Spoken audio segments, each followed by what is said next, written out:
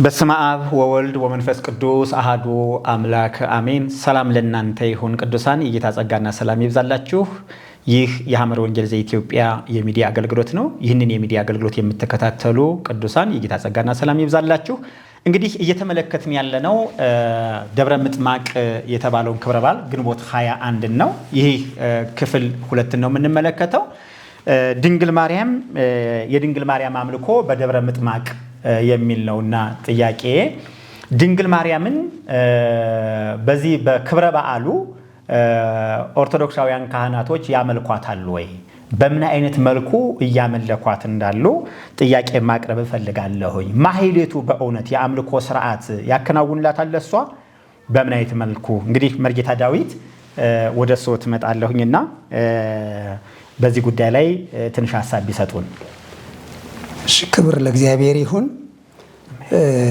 እንግዲህ በዚህ በደብረ ምጥማቅ ክብረ በዓል ላይ ከሚነሱ ማይለታዊ ቀለሞች መካከል ድንግል ማርያምን ለድንግል ማርያም አምልኮ ማቅረብና ምስጋና ማቅረብ የሚደረጉበትን እየተደረገ ያለበትን የእግዚአብሔር ቃል ነው ተብሎ የሚጠራበትን ክፍል አየት አድርገን ነጠል አድርገን እንመለከታለን።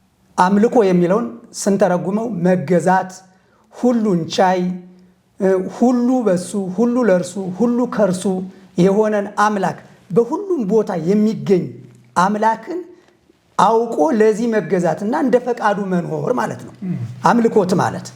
ስለዚህ ይሄ ደግሞ መዝሙረ ዳዊት ምዕራፍ 45 መዝሙር ምዕራፍ 45 ከቁጥር 13 ተነስተን ብናነብ ስለ እግዚአብሔር ቃል በደንብ አድርጎ ይነግረናል ማለት ነው። መንግስትህ የዘላለም መንግስት ናት፣ ግዛትህም ለልጅ ልጅ ነው። እግዚአብሔር በቃሎቹ የታመነ ነው፣ በስራውም ሁሉ ጻድቅ ነው። እግዚአብሔር የተፍገመገሙትን ሁሉ ይደግፋቸዋል፣ የወደቁትንም ያነሳቸዋል። የሁሉ ዓይን አንተን ተስፋ ያደርጋል። አንተም ምግባቸውን በየጊዜው ትሰጣቸዋለህ።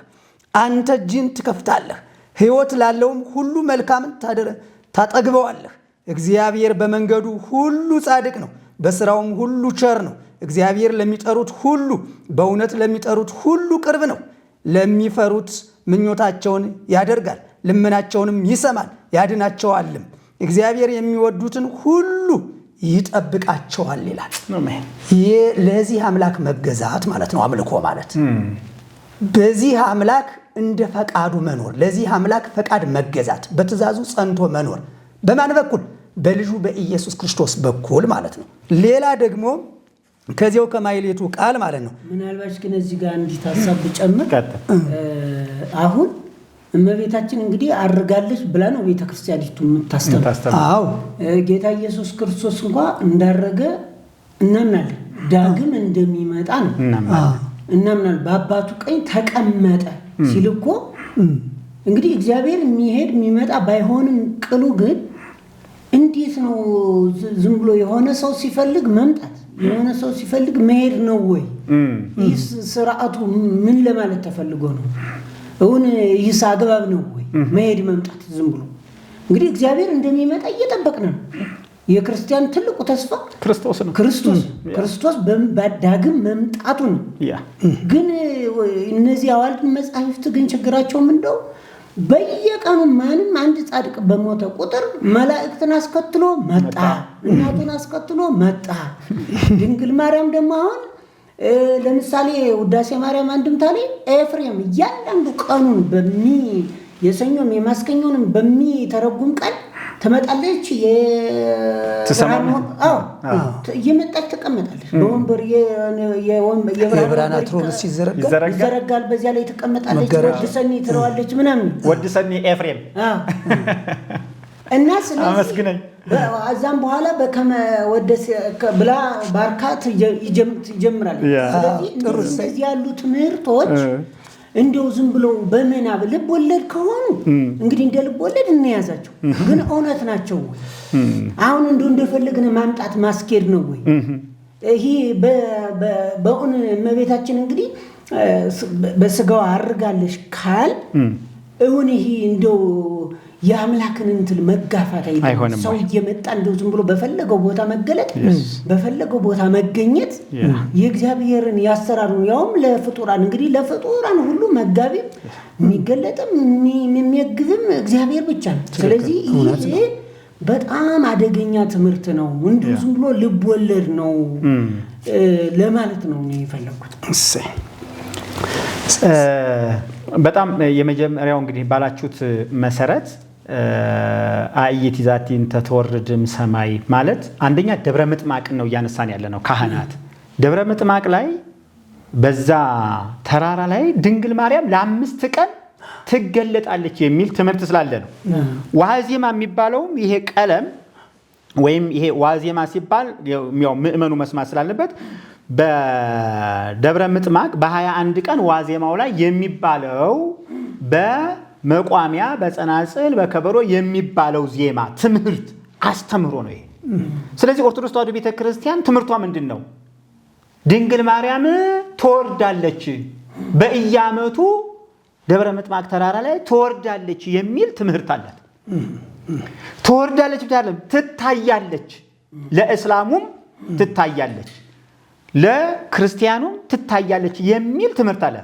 ከየት ነው የምትታየው? ከሰማይ ምን እያለች? እየወረደች። ስለዚህ ዋዜማው የሚለው ድንግል ማርያም ትወርዳለች ነው። ከሰማይ ከወረደው በስተቀር ወደ ሰማይ ይወጣ የለም ነው የለም ነው። ስለዚህ ይሄ አንዱ ድንግል ማርያም ትወርዳለች ከተባለ ሰው ትወርዳለች ብሎ ምን እንዲያደርግ ነው? እንዲጠብቅና እንዲገዛላት እንዲሰግድላት ለማድረግ የተደረገ ጥረት ነው። ስለዚህ አምልኮቱ ወደ ማን ዙሯል ማለት ነው? ወደ ማርያም ዙሯል ማለት ነው። ይሄንን የደብረ ምጥማቅ ዕለት የምትሉት ነው። ሌላው እህቶሙ ለመላእክት የሚል ዘር አለ ወይም ቃል አለ። እህት የሚለውን ከስጋና ከደም መካፈል ግድ ይላል። መላእክት እህት የላቸውም። የኛ እህቶችም ወንድሞቻችንም አይደሉም። መላእክትን የኛ ወንድሞች መላእክትን የኛ እህቶች ማድረግ በነገራችን ክህደት ነው። አንደኛ ሰዋዊ ጾታ መስጠት ነው። ኢየሱስ ክርስቶስ ግን ከሥላሴ አካል አንዱ አካል የሆነው ቃል ሰውነትን ሲለብስ ከስጋና ከደም ስለተካፈለ ወንድማችን ሆኗል። አሜን። ወንድማችን የተባለው ኢየሱስ ክርስቶስ ነው። የሰው ልጅ የተባለው ኢየሱስ ክርስቶስ ነው። መላእክትን እህቶሙ ለመላእክት አይባልም። ይሄ ኑፋቄ ነው። እንደውም ኦርቶዶክስ ተዋሕዶ ቤተክርስቲያን ካህናቶች ማረም ያለባቸው የመላእክት እህታቸው ናት የሚለውን ማረም አለባቸው። ወንድም እህት ለመላእክት አይሰጥ። ከስጋና ከደም መካፈል መራባትን ስለሚያመጣ መባዛትን ስለሚያመጣ እዚህ ዋዜማው ላይ አንዱ ኑፋቄ እህቶሙ ለመላእክት የሚለው ነው። በነገራችን ላይ ብዙ ዘር ላይ እህቶሙ ለመላእክት የሚል ብዙ አለ። ስለዚህ ኦርቶዶክሳውያን ካህናት ድንግል ማርያም እህት የምትሆነው ለኛ ነው። በስጋ ዘመዳችን ስለሆነች፣ በስጋ የአዳም ዘር ስለሆነች፣ በስጋ የእስራኤል ዘር ስለሆነች፣ የአብርሃም ዘር ስለሆነች፣ የሰው ዘር ስለሆነች እህትነቷ፣ እናትነቷ፣ ዝምድናዋ ለኛ እንጂ ለመላእክት አይደለም ማለት ነው። አይደለም። ስለዚህ ይሄ አንዱ ኑፋቄ ነው። ከሰማይ ትወርዳለች የሚለው ሌላ ኑፋቄ ነው። እህቶሙ ለመላእክት የሚለው ደግሞ ሌላ ኑፋቄ ነው። ይሄን እንዲመለከቱት ፈልጌ ነው። ቀጥሉ። እዚያው ላይ በማይሌቱ ከሚባሉት የእግዚአብሔር ቃል ተብለው ከሚጠሩት ማለት ነው መካከል እንተ ተወርድን ከተመለከት ከአምልኮተ እግዚአብሔር አንጻር ሰላም ለልሳንከ መዝሙረ ቅዳሴ ዘነበልባል ወለድምፀ ቃልከ አዋዝ ቀርነ መንግስቱ ለቃል ሞገሰ ክብሩ ሚካኤል ለተላፊኖስ ባይል አልቦ ዘይት ማሰለከ በልማደ ምሕረት ወሳይል እንበለ ባይቲታ እትከ ማርያም ድንግል እንበለ እህትከ ማርያም ድንግል ተመለከቱ። እትከ ማርያም ድንግል እንግዲህ እዚህ ላይ አጽንኦት መስጠት ያለብን የቤተ ክርስቲያኗ መምህራን፣ ካህናት፣ ዲያቆናት እንዲሁም አባቶች ጳጳሳት በእውነት አልቦ ዘይት ማሰለከ በመረት አባቶች ነቢያት እና አብርሃም እና ይስሐቅ እና ያዕቆብ ስንቱ ቅዱሳን አባቶች የሚማሰልክ የለም ብለው የመሰከሩለት እስከ ሞት ድረስ የታመኑለትን አምላክ ስቶ ለሌላ ለፍጡር ወስዶ አልቦ ዘይት ማሰለከ ብሎ መናገርና ይሁም እግዚአብሔር ቤት ተብሎ ከሚጠራ ፊት እግዚአብሔር ፊት ከበሮንና ጸናጽልን ይዞ ለመዘመር መቆም ትልቅ የኑፋቄ ድፍረት ነው። በእውነት የኑፋቄ ድፍረት ነው። ይሄ አልቦ ዘይት ማሰለከ ኦሪት ዘሁልቅ ምዕራፍ 14 ቁጥር 17 ላይ አሁንም እባክህ እግዚአብሔር ታጋሽና ምሕረቱ የበዛ አበሳንና መተላለፍን ይቅር የሚል ኃጢአተኞችንም ከቶ የማያነጻ የአባቶችን ኃጢአት እስከ 3 እና እስከ 4 ትውልድ ድረስ በልጆች ላይ የሚያመጣ ነው ብለህ እንደተናገርክ የጌታ ኃይል ታላቅ ይሁን። በእውነት በምሕረቱ ይጎብኘን። በልማደ ምሕረቱ ወሳይል የይቅርታና የቸርነት ልማድ ያለው አምላካችን ኢየሱስ ክርስቶስ ነው።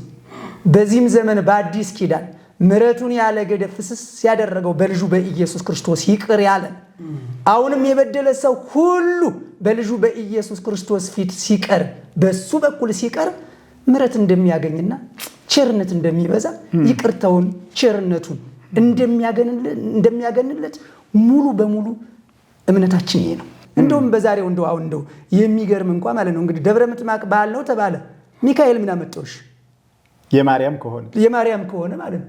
እንደው እንደ ነገሩ እንኳን ከተባለ እንዲህ ወዲህ መፍረግረግ ማለት ነው። ይህ ሁሉም ያመጣው ምን ነው ከተባለ ከአምልኮተ እግዚአብሔር መራቃችን ምልክት ነው። ይሁሉ አንድ ጊዜ ወደዚያ ሲያስፈልገን ወደ ጊዮርጊስ፣ ሲያስፈልገን ወደ ሚካኤል፣ ሲያስፈልገን ወደ ማርያም፣ ሲያስፈልገን ደግሞ ወደ ኢየሉጣ፣ ሲያስፈልገን ወደ አርሴማ የተለያየ ስፍር ቁጥር የሌለው ማለት ነው። እኔ እንደውም የሚገርመኝ በዚህ ዘመን ማለት ነው እኔ ተማሪ በሆንኩበትና መምህር በሆንኩበትና በማገለግልበት ጊዜ እነዚህ አሁን አዳዲስ የመጡ ደግሞ ቅዱሳት አንስት ተብለው ከሚጠሩ እና አርሴማ በዘመኔ እኔ የእሷን ቀለምም ተምሬም አላውቅም ቁሜም አላውቅም። አሁን በዘመኑ የመጣ ማለት ነው እና ሐራ ድንግል የተለያዩ ነገሮች በቃ ሀብተ ማርያም ምናምን እየተባለ እየተጨመረ ነገም ጠዋት ማለት ነው በቃ እኔ አሁን እንደዚህ ይሁን ካልኩኝ ለእኔም እንኳ ማይሌት ሊዘመርልኝ ነው ማለት ነው። በቃ ካህነኛ መርጌታ ነኝ ማለት ነው። እንደዚሁም ደግሞ አንድ ብጽዕት ዝክር የምትዘክር እናት ከሆነች የኔ እናት ልበላው ወይ ከኔ ጋር እየተከታተለ ያ ማይሌቱ ቤተክርስቲያን የምትገኝ ከሆነች ብጽዕት ተብላ እኮ በቃ መልክ ሊደረስላት ነው ማለት ነው። ይሄ ሁሉ እንቆቅልሽ የማይጠቅም የማይረባ ተሸውደናል። ከዚህ ዘወር እንድንል የአምላካችን ቅዱስ ፈቃድ ይሆንልን በእውነት አሜን። መርጌታ ዳዊት ያነሳው እንግዲህ ካህናት የኦርቶዶክስ ተዋሕዶ ቤተክርስቲያን መርጌታዎች ከሁሉ በላይ ያቋቋም መምህራኖች መምህርነታችሁ ምን ላይ እንደሆነ እንድታዩ እንፈልጋለን። አሜን። አልቦ ዘይመስለከ ነው ዘይት ማሰለከ በምህረት በልማደ ምህረት ወሳይል ተመልከቱ። አልቦ ዘይት ማሰለከ በልማደ ምህረት ወሳይል የሚለው የመጀመሪያውና ትልቁ ኑፋቄ ነው። መሐሪ ማን ነው? ይቅር ባይ ማን ነው? አባቶቻችን ስለ ይቅርታው ብዛት ደጋግሞ የተናገሩለት ሚካኤልን ነው ወይስ እግዚአብሔርን? ከዘፍጥረት እስከ ራእይ አንቡ። ነህምያ እንዲህ ይላል 9:31 ላይ ነገር ግን አንተ ቸርና መሐሪ አምላክ ነህና በምህረት ብዛት ፈጽመህ አላጠፋህንም። አሜን። የምህረት ብዛት ልንጠፋ ሲገባን አንተ ግን የምህረት ብዛት የቸርነት ብዛት አላጠፋ። አሜን። ተመልከቱ አባቶቻችን መሐሪ የሚሉት ማንን ነው? እግዚአብሔር። ርሁቀ መዓት ወብዙኃ ምህረት የሚባለው ማን ነው? እግዚአብሔር። አልቦ ዘይት ማሰለከ በልማደ ምህረት ወሳይል በጣም ከባድ እኮ ነው። ሌላው ኑፋቄ እንበለ እህትከ አሁንም ከእህትህ ከድንግል ማርያም በስተቀር በምህረት የሚመስል የለም ከተባለ ሚካኤል ገብርኤል ያንተን ያህል መሐሪ አይደለም አይደል? ሩፋኤል ያንተን ያህል መሐሪ አይደለም። ራጉኤል እንደው ተውት እታች ያለው እኮ እነሱ ጨካኞች ናቸው። ጻድቃን ሰማዕታት ጨካኞች ናቸው። ሚካኤልንና ማርያምን የሚያክል ይቅር ባይ ግን የለም ነው የሚለው። አንደኛ የቤተ ክርስቲያኗን አጠቃላይ የነገረ ቅዱሳን አስተምሮ ፍርስርሱን ያወጣዋል። እነ ተክለ ሃይማኖትን መሐሪ አይደሉም። የማንን ያህል? የማርያምን ያህል የገብርኤል። እንግዲህ በንጽጽር ከሆነ እርስ በርሱ የሚጣረስ ይሆናል። ነገር ግን እንደ ተሐድሶ አገልግሎት ከእግዚአብሔር በስተቀር መሐሪ የለም። ነህምያ 9:19 አንተ በምህረትህ ብዛት በምድረ በዳ አልተውሃቸውም፣ በመንገድም ይመራቸው ዘንድ የደመና አምድ በቀን የሚሄዱበትን መንገድ ያበራላቸው ዘንድ የእሳትን አምድ በሌሊት ከነርሱ አላራቅ። ምን ማለት ነው? እየበደሉህ እያሳዘኑህ፣ አንተ ግን ቀን በደመና ሌሊት በብርሃን አምድ መራሃቸው። ይህ የምንህ ብዛት ነው አለ? የምህረት ብዛት ነው። ይህ ነው በቃ አባቶቻችን የጸለዩ ጸሎት። እውነት ለመናገር ስለ ምህረት ስናስብ ከእግዚአብሔር በታች የምናስበው አለ? ሌላው መርጌታ ዳዊት ያነሳው ጥሩ ነው። እዚህ በዕለተ ቀኗ በሚባለው በደብረ ምጥማቅ ቀን ሚካኤልን አምጥቶ ስንቅር ያደርገዋል። ግን እዚህ ጋር ሲሰነቅሩት ያፈረሱት ብዙ የቤተ ክርስቲያን ትምህርት አለ። የነገረ ቅዱሳን አስተምሮ በሙሉ ፈርሷል። አልቦ ዘይት ማሰለከ በሚለው ማለት ነው። ስለዚህ መርጌታ ኤርሚያስ ተጨማሪ ካለ እዚህ ጉዳይ ላይ። እኔ እንግዲህ ምንድነው የእግዚአብሔርን ሐሳብ መቀማት፣ የእግዚአብሔርን ስፍራ መቀማት ትክክል አይደለም። ምስጋናም ይሁን አምልኮም ይሁን ለአንዱ ለእግዚአብሔር ብቻ ነው። ምክንያቱም በዚህ ጉዳይ እግዚአብሔር አይደራደርም። የኢሳይያስ መጽሐፍ ምዕራፍ 42 ቁጥር 8 ላይ እኔ እግዚአብሔር ነኝ፣ ስሜ ይህ ነው፣ ክብሬን ለሌላ ምስጋናዬንም ለተቀረጹ ምስሎች አልሰጥም። ስለዚህ ይህን የእግዚአብሔር የሆነውን አምልኮ የእግዚአብሔር የሆነውን ምስጋና አሳልፎ ለፍጡራን ለሞቱ ፍጡራን መስጠት ትክክል አይደለም። ቅድም እንደተባለው ደግሞ የሚገርመው መላእክትን አሁን አብረዋት አይለዩም፣ አብረዋት ናቸው። ምክንያቱም አስከትላቸው ቅድም መጣለች። ቅድም ታሪክ ስንተርክ እንግዲህ ሰማዕታትም አብረው መጣው ነበር፣ እዚህ ጋር አልተነሱም። ስለዚህ እንደዚህ ያለ ዝም ብሎ የትምህርቱ የደራሲያኖቹ በተለያየ ዘመን በተለያየ ሁኔታ የደረሱት ስለነበረ እንዲሁ አንዱን ማክበር አንዱን ዝቅ ማድረግ አንዱን አሁን ደግሞ እልፍ ስንል ደግሞ ከአንተ ውጭ ምንም የለም ብለው ደግሞ ይደመድማል። ይሆንና ደግሞ ሌላ ቦታ ደግሞ ሌላውን ማድነቅ። አሁን በገድለ ተክለ ሃይማኖትም ምንም ይደርስ የለም። ምክንያቱም ተቅማጣቸው እንኳን ከክርስቶስ ደም ጋር ተመሳስሎላቸው እና ከዚሁ የበለጠ ትልቅነት አለ። ስለዚህ ጸሐፊው ዝም ብሎ ማጋነን ማሞካሸቱን በደንብ እንደዚህ እያደረጉ ነው። የእንትሉ ትምህርቱ በራሱ ዝብርቅርቅ የተደበላለቀው እና ከዚህ የተነሳ አምልኮ እግዚአብሔር ቀናተኛ አምላክ ነው። አምልኮውን ማንም እንዲወስድ አይፈቅድም። ይሄ ደግሞ አምልኮው ትክክል አይደለም። ይህንን በተለይ መርጌቶቹ አሁን ካህናቱ ቅዳሴያቸውን ነው የሚቀድሱት። ምዕመናኑም ይህን ለመስማት እድል የላቸው። ምክንያቱም በግዕዝ ቃል ስለሆነ ይህንን የመስማት እድል የላቸውም። ካህናቱ ግን ይህን በየቀኑ ይሰማሉ። እነሱም ከዜማው ጋር ነው እንጂ የእኛ ጥያቄ አሁን ወደ ምኑ ነው? ወደ መጽሐፍ ቅዱሱ ዘወር እንበል ነው የእኛው ትወታ እሱ እንጂ ማናናቅ ማጣጣል አይደለም። በነገር ይህን ማናናቃችን ማጣጣላችን ለእኛ ምን የሚያተርፈው ነገር የለም። እኛ ግን በገባንና በተረዳነው መጠን የእግዚአብሔር ቃል እንዲህ ነው የሚለው፣ ይህን ከዚህ የተነሳ እንዲህ መባል የለበትም ነው የእኛ ጥያቄ። እንደ ተሐድሶ ደግሞ ሙግታችንም እሱ ነው። እንግዲህ ሙግታችንም ይህንን እኛ ያልነውን ሐሳብ ለመነጋገር አብሮ ለመወያየት የሚፈልጉ ካሉ ደግሞ ያው በዚህ ባለው ስልካችን ከኛ ጋር መነጋገር ይችላል። ስለዚህ የኛ ጥያቄ አራባና ቆቦ ሆኗል።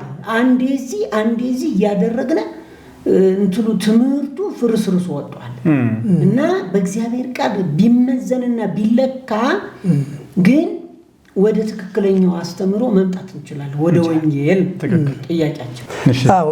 በዚሁ በማይሌቱ ላይ እንግዲህ አምልኮተ እግዚአብሔርን የሚቃረኑ ቃሎች ሁለቶቹን እንዳነሳን ሁሉ አሁንም ደግሞ እዚያው ዚቅ ላይ በልሳነ እሳት መላእክት በልሳነ እሳት ይሴብሑኪ መላእክት በክናፈ ብርሃን ይኬልሉኪ መላእክት በቀለመ ወርቅ ይጽፉ ውዳሴኪ የሚል አለ። እዚህ ድንግል ማርያምን እንግዲህ ከታሪኩ እንደተረዳ ነው በዛሬው ዕለት በደብረ ምጥማቅ ተራራ ላይ መታ ቁጭ ትላለች፣ ታበራለች። ሌትም ቀንም እያበራች 5 ቀን ትቆያለች። በዚያው ላይ እንግዲህ ውዳሴ ይሰጣል ህዝቡ ማለት ነው። አሁንም ዛሬም በቤተክርስቲያን እንደዚህ ነው የሚሆነው በሚል ስበብ ይሄ ነው የሚባለው ማለት ነው። እንግዲህ ለማርያም ምስጋና መስጠት እንደምትቀርብ እንደመጣች አድርጎ መላእክት በልሳነ እሳት መላእክት በልሳነ እሳት ይሴብሑኪ ይሴብሕዋ እኮ አላለም ራሱ ይሴብሑኪ ዛሬ እንደመጣች አድርጎ ለህዝቡ ማሳየትና ህዝቡ ወደ ሌላ እንዳያይ ወደ ክርስቶስ እንዳያይ ወደ ልጇ እንዳያይ በቃ የመዳንን መንገድ እንዳያውቅ ብርሃን እንዳይሆንለት ያ የማይጠፋ ብርሃን ለህዝብ እንዳይበራለትና ወደዚያ ዞር እንዳይል ሌላ ብርሃን እንደማሳየት ያለ ጠላት ማለት ነው። ስለዚህ የራሱ ለድንግል ማርያም እንዳለች አድርጎ ለሙታን ምስጋና ማቅረብ ስህተት ነው። ስለዚህ እዚህ ቃል ላይ ልጨምርልና ትቀጥላለህ።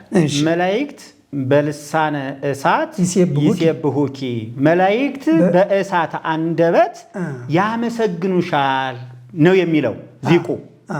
እስኪ ካህናት መላእክት በእሳት ልሳን ያመሰግኑሻል የሚል ከመጽሐፍ ቅዱስ ውስጥ ታወጡልናላችሁ? ጳጳሳት አባቶቻችን በእንደዚህ የሚል ዘር አለ?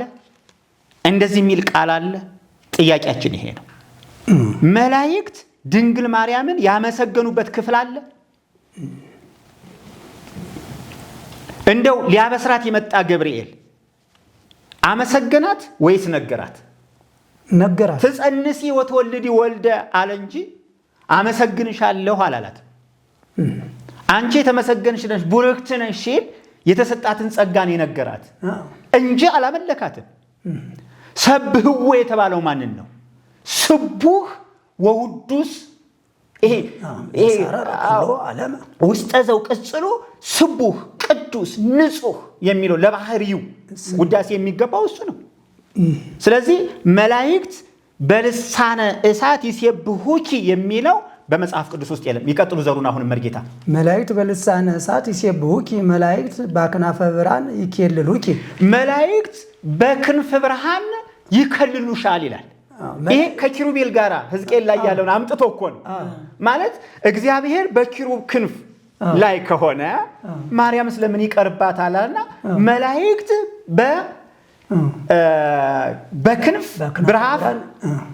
በክንፍ ብርሃን ይከልሉሻል ይላል። መጽሐፍ ቅዱስ ላይ እንደዚህ ያለ የለም።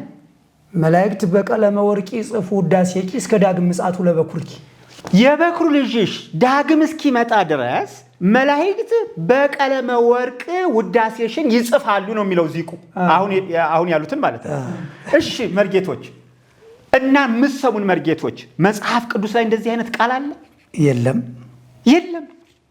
እማይቴ ከየት ነው ያመጣችሁት እንዲህ አይነቱን ኑፋቄ? በቀለመ ወርቅ ውዳሴሽን ይጽፋሉ።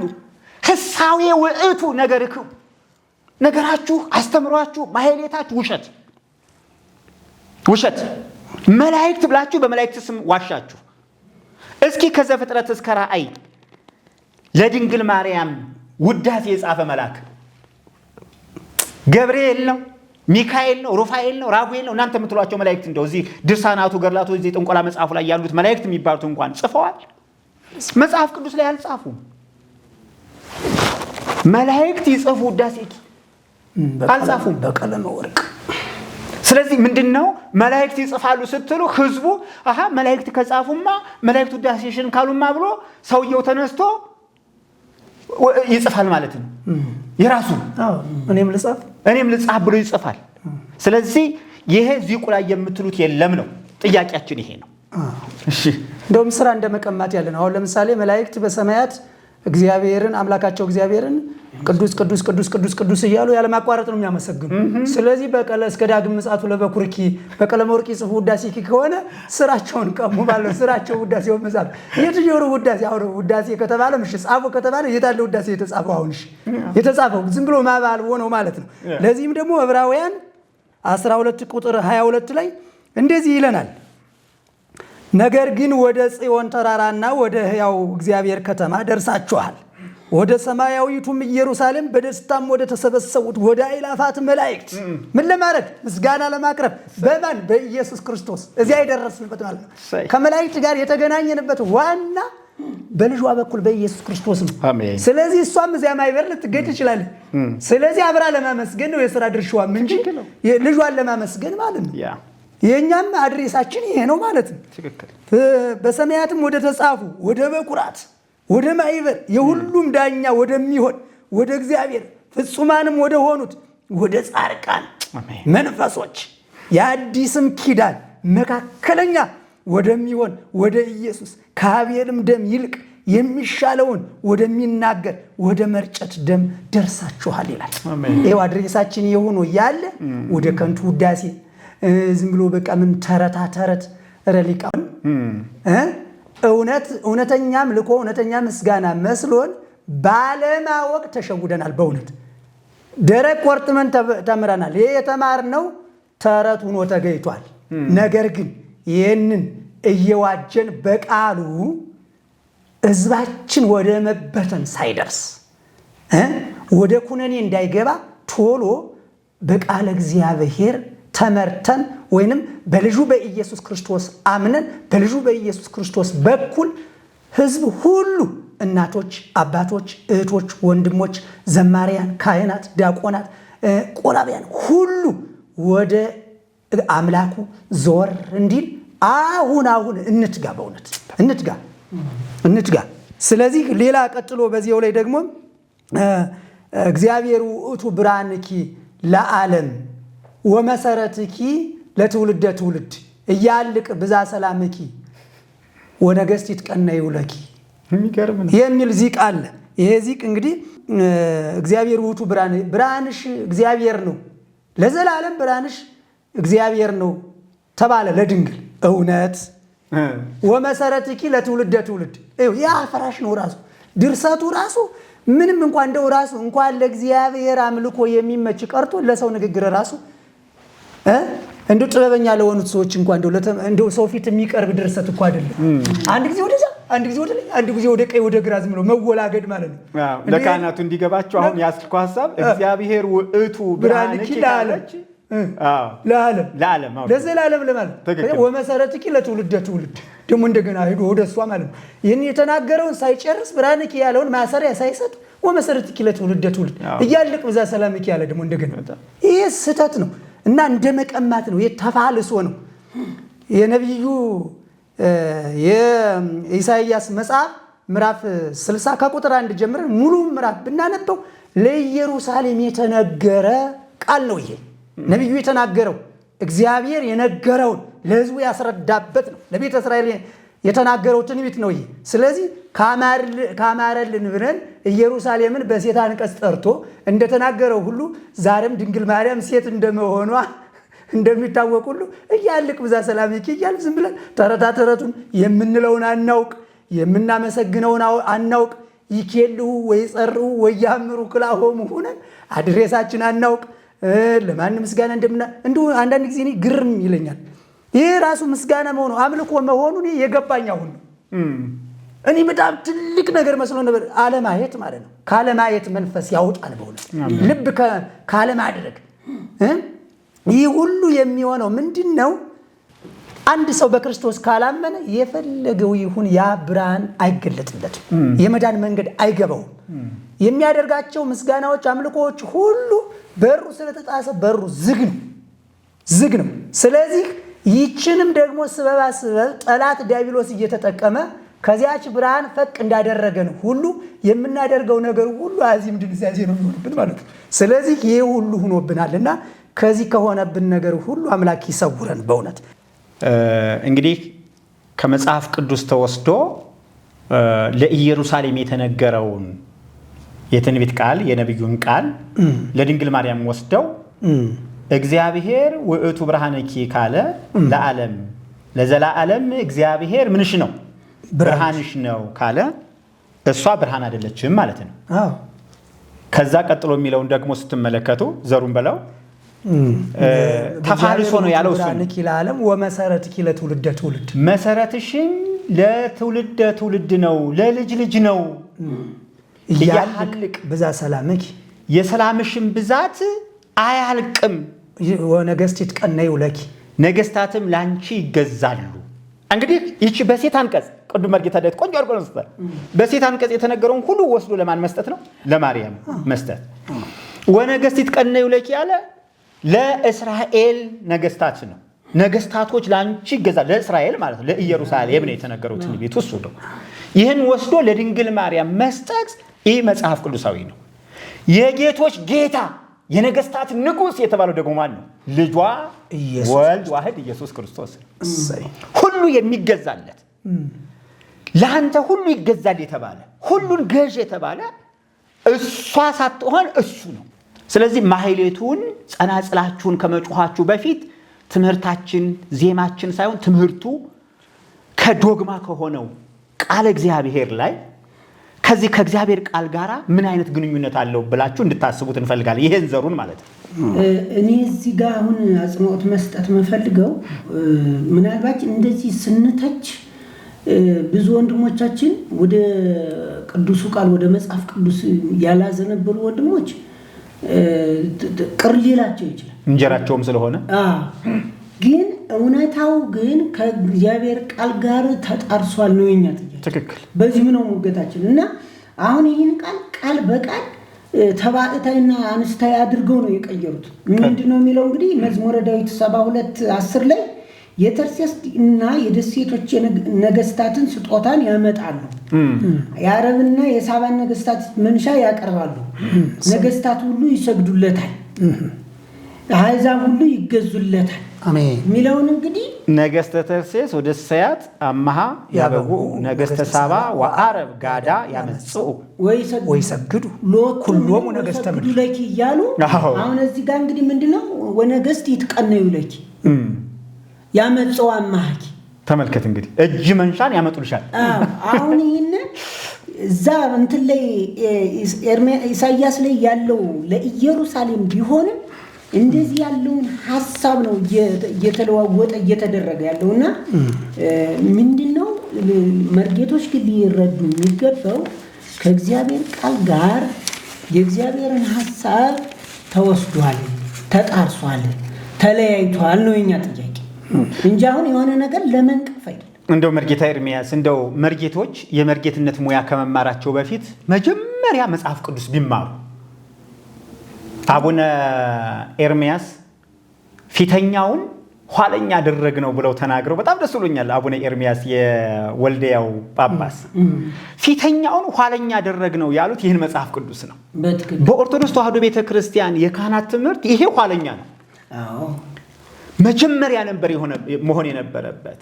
የሰው ድርሰት ከመማራችን በፊት የሰው ዜማ ከመማራችን በፊት ይህን ቃል እግዚአብሔር መጀመሪያ ተመረነው ቢሆን የሰዎች ድርሰት ሲመጣ ይሄኛው ኑፋቄ ነው ይሄኛው ትክክል ነው እያን እያበጠር እንማረው ነበር የነበረው እና ይሄ ሁሉ ስተት የገባው መጀመሪያ ካህናቱ መጽሐፍ ቅዱስ ቅዳሴ ስቀድስ ብቻ ነው ወንጌል ሲባል ማውቀው በትምህርት ቤት አናውቀው መጽሐፍ ቅዱስን ራሳችን ጽፈን ራሳችን ከርተሰን የተማርነው የምናውቀው ጾመ ድጓ ዚቅ የሚባለውን ነው።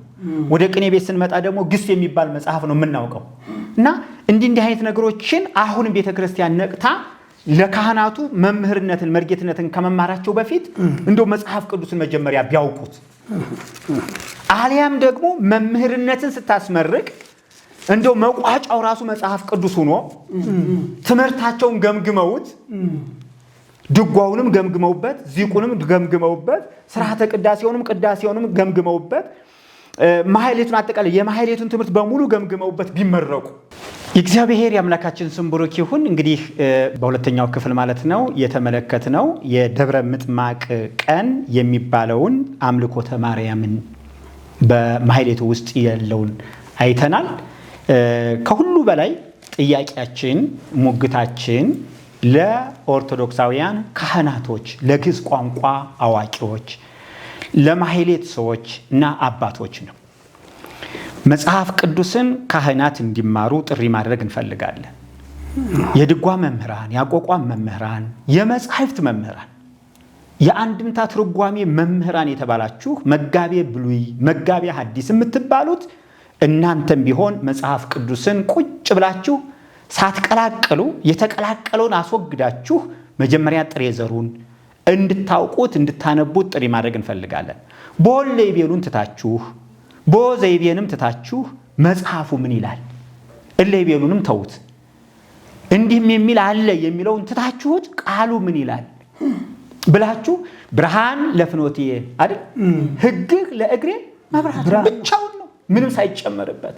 የእግዚአብሔር አምላካችን ስም ብሩክ ይሁን። ስለዚህ የድጓ መምህራንም ወደ መጽሐፍ ቅዱስ ቃል ሳይቀላቀል ትምህርታችሁን እንድትመለከቱት እንፈልጋለን። አምልኮተ ማርያም እንግዲህ የደብረ ምጥማቅ ቀን ሚካኤልም ገብቶ ሲመለክ አይተነዋል። አልወዜ መሰለከ ዘይት ማሰለከ የሚለውን አይተናል። መርጌታ ኤርምያስ፣ መርጌታ ዳዊት እግዚአብሔር አምላክ ይባርካችሁ። ብዙዎች እንደናንተ አሉ እንግዲህ የድጓ መምህራን አይናቸው የበራ ወደፊት ብዙዎች ወደፊት ይመጣሉ። አሜን እርግጠኛ ነኝ። የእግዚአብሔር አምላካችን ስም ብሩክ ይሁን።